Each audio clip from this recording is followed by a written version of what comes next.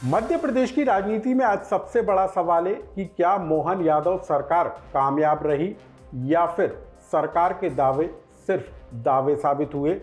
2 साल पहले बीजेपी ने मुख्यमंत्री की कुर्सी पर मोहन यादव को बैठाते हुए सबको चौंका दिया था और तब कहा गया था कि नए चेहरे, नए जोश, नए उत्साह, नए फार्मूले के साथ मध्य प्रदेश की विकास की अलग राह खड़ी होगी। तो सवाल इस बात को लेकर है कि क्या मध्य प्रदेश में बीते 2 सालों में उद्योग, शिक्षा, स्वास्थ्य, रोजगार जैसे मामलों में वाकई में उछाल आया है या फिर ये 2 साल मोहन यादव सरकार सिर्फ विवादों और चुनौतियों से घिरी रही।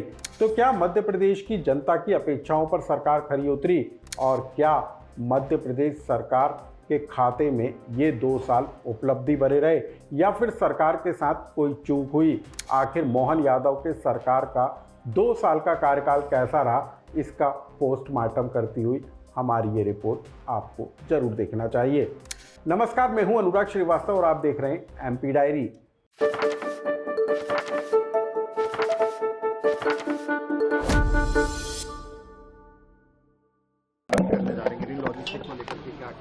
देखिए, हमारी सरकार जब से बनी थी आज लगभग 2 वर्ष के किनारे हो रहा टाइम।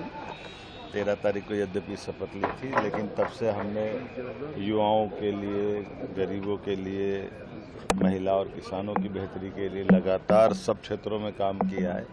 खास करके कृषि क्षेत्र में सिंचाई का रकबा डबल करने की दिशा में 42 लाख हेक्टेयर से बढ़ा करके 100 लाख हेक्टेयर पे हमने नदी जोड़ो अभियान और ऐसे कई बड़े प्रोजेक्ट लिए, जिसके कारण से आज की स्थिति में लगभग 56 लाख हेक्टेयर का हमारा एरिया बढ़ा है।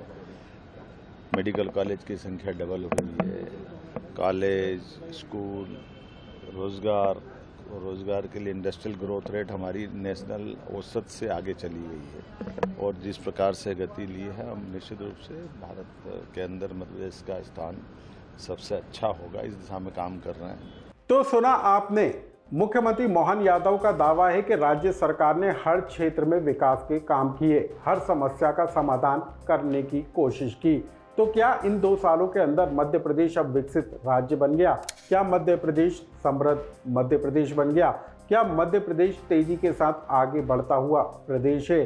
क्या वाकई में मोहन सरकार के 2 साल का कार्यकाल उपलब्धियों से भरा रहा है? आखिर मोहन यादव ने इन 2 सालों में कौन से बड़े फैसले लिए जिसने लोगों की जिंदगी को बदलने का काम किया?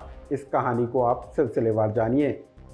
मोहन सरकार के 2 साल के कार्यकाल में हुए फैसलों पर आप पहले ग्राफिक्स के जरिए सिलसिलेवार जानकारी ले लीजिए। भोपाल में ग्लोबल इन्वेस्टर समिट का आयोजन हुआ। इसके अलावा जापान, दुबई और स्पेन तक निवेश को लेकर चर्चा की गई। 30.77 लाख करोड़ रुपए के निवेश प्रस्ताव मिले। दावा किया गया कि 8.57 लाख करोड़ के निवेश प्रस्ताव जमीन पर उतरे। एमपी के धार में पहला पीएम मित्र पार्क की शुरुआत हुई। एमएसएमई सेक्टर में 16 नए औद्योगिक क्षेत्र विकसित किए गए। स्टार्टअप के लिए 3 करोड़ 11 लाख रुपए की मदद जारी की गई। विकसित मध्य प्रदेश @2047 दृष्टि पत्र जारी किया गया। लाडली बहना योजना में 250 रुपए की राशि की वृद्धि हुई और अब महिलाओं को 1500 रुपए दिए जाते हैं। महिला बाल विकास विभाग में 9,948 पदों पर नियुक्तियां की गईं। किसानों के लिए सोलर पंप पर 90% अनुदान और भावांतर योजना को लागू किया गया। एमपी में अब मेडिकल कॉलेजों की संख्या बढ़कर 22 हो गई है। पीपीपी मोड पर अस्पताल खोलने के लिए निवेशकों को सरकार 1 रुपए में जमीन दे रही है। इमरजेंसी में मरीजों को इलाज दिलाने के लिए एयर एम्बुलेंस सेवा की शुरुआत की गई। प्रदेश में 3 नए एयरपोर्ट रीवा, सतना और दतिया की शुरुआत हुई। एमपी में विक्रम पुरस्कार हासिल 28 खिलाड़ियों को सरकारी सेवा में नियुक्तियां दी गईं। खेल को प्रमोट करने के लिए पुलिस में स्पोर्ट्स कोटा निर्धारित किया गया है। सीएम राइज स्कूल के नाम बदलकर सांदीपनी विद्यालय किए गए। नदी तालाबों की सफाई के लिए जल गंगा संवर्धन अभियान की शुरुआत हुई। पार्वती, काली सिंध, चंबल लिंक परियोजना को मंजूरी दी गई। बिजली बिल भुगतान में लंबित बिलों की मूल राशि पर सरचार्ज में रियायत दी गई। अवैध परिवहन रोकने के लिए आर्टिफिशियल इंटेलिजेंस आधारित ई चेक गेट बनाए गए। माइनिंग कॉन्क्लेव में 56,000 करोड़ रुपए के निवेश प्रस्ताव मिले। पवित्र शहरों प्रदेश के 13 नगरीय और 6 ग्रामीण निकायों में शराब दुकानों को बंद किया गया। एमपी में इंटीग्रेटेड टाउनशिप नीति 2025 को मंजूरी दी गई।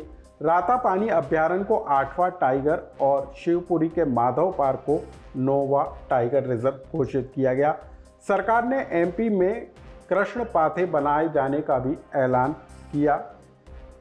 तो कुल मिलाकर बीते 2 सालों में मोहन यादव सरकार के खाते में कुछ उपलब्धियां आती हुई नजर आई, लेकिन आखिर वो कौन सी चुनौतियां और विफलताएं रहीं जो सरकार के लिए सिरदर्द साबित हुई, वो भी हम आपको बताएंगे। लेकिन राजनीति के स्तर पर मोहन यादव खुद को स्थापित करने में क्या वाकई में सफल साबित हुए, क्योंकि मोहन यादव के मुख्यमंत्री की कुर्सी संभालने के बाद दूसरे राज्यों में हुए चुनाव में पार्टी ने मोहन यादव को स्टार प्रचारक बनाकर भेजा।